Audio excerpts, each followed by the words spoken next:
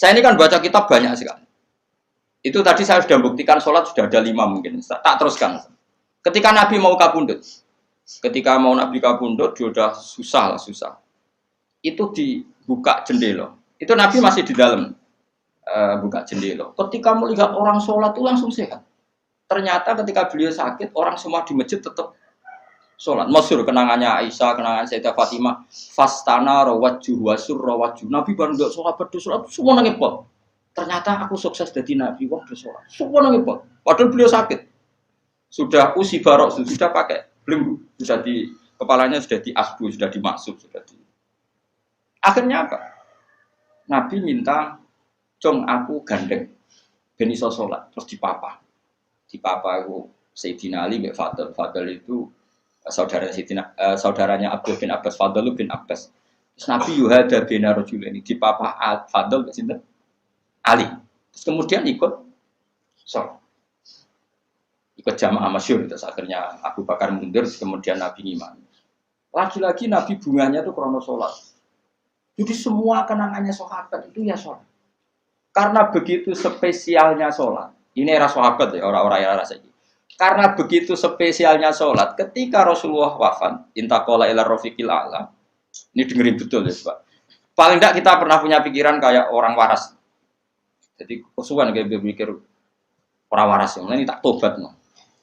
Kemudian ketika Nabi wafat, intaqal ila rafiqil a'la. Apa komentar para sahabat? Siapa khalifahnya Rasulullah?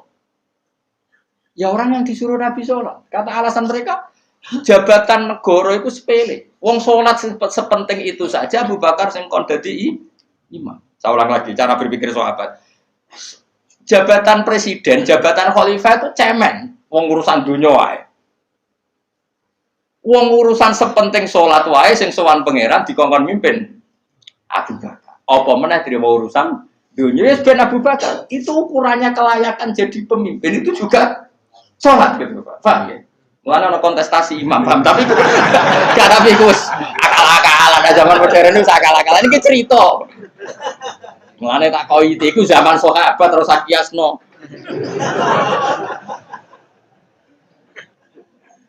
Tapi sampean pernah dengar toh ketika sahabat milih Abu Bakar alasannya apa? Karena Abu Bakar ditunjuk ngimami sholat. Terus pikiran mereka sholat sepenting itu saja oleh Rasulullah diridakno dipimpin Abu Bakar. Dia sudah khalifah Abu Bakar. Kayak apa urgensinya sholat sampai semuanya rujukan. Terus Nabi juga ngendikan, "Somben jong kowe nek ning mahsyar iku amaliyane ora pati dihisab. Pertama dihisab iku sholat, terus sholat sama Allah liyane gampang. Lagi-lagi sholat yang dipuji.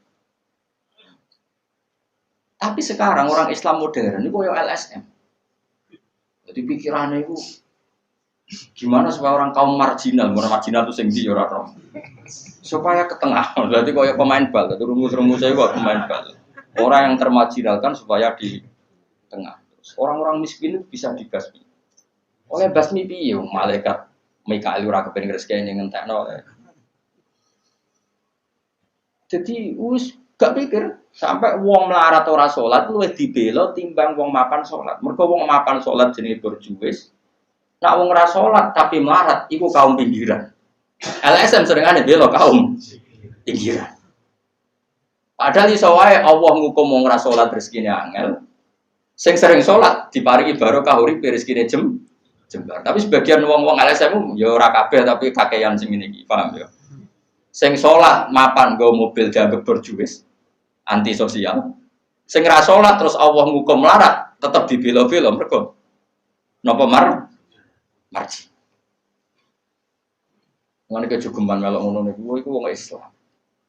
Kejugeman iso wae dekne melarat mergo uripe boros. Di dhuwit sithik dienggo narkoba, di dhuwit sithik nggo bokeng wong wedok, terus melarat. Bareng melarat, berhubung melarat tetep mbok bela mati-matian. Tapi tak takoki pangeran itu piye? Iku tak hukum malah mbok bela gitu piye. Lah saiki akeh ora percaya takok aku. Sopo wae wong paling melarat ning donya terus takoki asal usule. Kira-kira mergo Allah sing dolim apa masalah ngene? Wong merantau sing ning dalan-dalan ku rata-rata ya ana mutunge.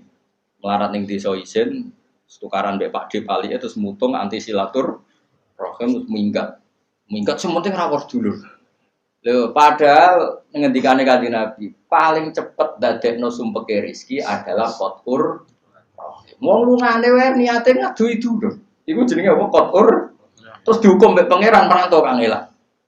Tapi saya tidak nuduh semua orang seperti itu.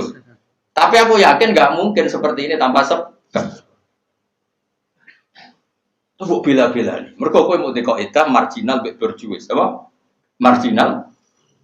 Kalau pikiran ini terus, nanti kita kayak zaman PKI kan. Saya tuh punya kenalan gus-gus banyak di Kediri, di Madiun, di mana-mana. Itu dulu PKI Madiun, PKI Kediri, PKI mana-mana di daerah sana itu. Mangkel kiai, jadi kiai dianggap kayak bos berjuis. Santri yang kerja ngurmat apa kebon. Kiai ini tengok-tengok neng omah untuk setoran. Jadi nganggep kiai kayak ketua geng. Mergo kiai ini neng omah tengok-tengok mulang. Enggak santri ini ngurusi kelapane, ngurusi panenane terus disetor. Nah, makanya darane kiai ketua geng. Terus yang dek gue bilang kau apa? Melarat. Mergo melarat itu bukan lah. Akhirnya gerakan sama rata sama rasa. Itu korban pertama PK. Mergo dek ora ro ibadah. Jadi wong sing diparingi jebar kayak kula ini kan mulang. Terus rugen salam template. Dianggap kok ketua preman terus setoran ngono ae. Yo mandi yo jenenge wong bingung kabeh diprovokasi ngono iku yo. Mandi. Akhirnya pertama yang dilibas PKI yo kiai, perkarane provokasine ngono iku. Oke agak anak kiai aku anak kiai putune kiai itu terus cerita. Padahal kiai-kiai iku makan mergo barokah wa mattaqillah Allahu makhraja. Mesti ora ana wong takwa ora diurusi pangeran. Kulo niku yo ora pati pinter pergawe tapi yo kerupat ya pangeran. Umum yang kaji kulo yo kaji. Umum yang Pak Yurabi yo Yurabi. Cara aku butuh wae untuk akeh kan cuma yo. Pokoke gampang kabeh cara gelem cuma iki kan njogo toleransi. Sampai wong ora payu-payu yo. Saya tuh pernah itu ngisi seminar di Madura di Bata-Bata di sana. Pondok paling besar di Madura namanya termasuk pondok paling besar itu Bata-Bata sama Gus Yofur. Itu cerita gini, Gus kalau di sini orang alim, oh kalau ingin nikah gampang, dikasihkan, masih dikasih uang sama calon mertua. Kalau Anda ingin, nanti pulang bisa bawa langsung. Ini Madura, negara Islam. Yang pemandunya itu bilang gitu. Waduh. Aku ngaku kesuwen dari kiai Jawa Tengah. Kesuwen ra tau roh ngono-ngono iku. Jadi kok kaget tuh. Masa gitu ya? Itu ada pendereknya lagi.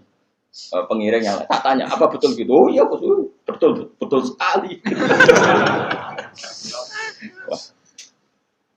Padahal kecerdasan Madura itu yang paling bisa ngalahkan kecerdasan Pak Habibie guyonannya. Karena kalau guyonannya Pak Habibie itu tanya, coba ukur ketinggian tiang itu, tiang bendera. Oleh orang Madura dinaikin. Ditanya, kenapa tidak kamu copot? Itu kan tiangnya kan copotan. Kenapa tidak kamu copot ukur di bawah? Oh, namanya agak ketinggian, Pak.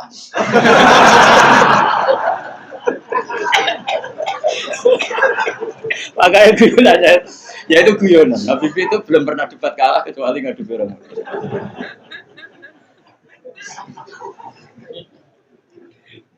Tapi di sana juga gitu, guyonan. Tapi memang orang Madura itu nak guyon. Orang Madura tak tanya, memang guyonannya goyo. Memang Madura cerdas-cerdas. Jadi wong sing ra iso bayangno iku. Aku pikir wis beda memang. Nah, perasaan saya di sana itu kayak di Thailand karena pulaunya terpisah terus bahasanya beda. Jadi kalau orang Madura ngomong sama orang Madura kayak ada di Indonesia juga. Kayak di Thailand.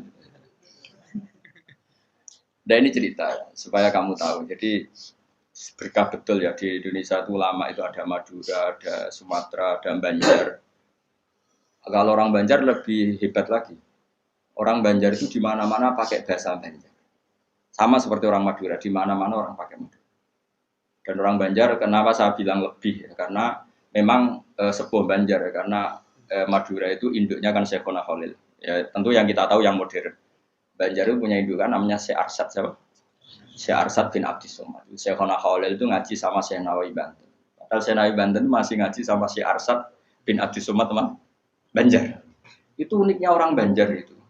Meskipun hidup di mana-mana pakai bahasa Banjar. Termasuk kiainya siapa yang di Kholi besar di Banjar itu? Siapa itu?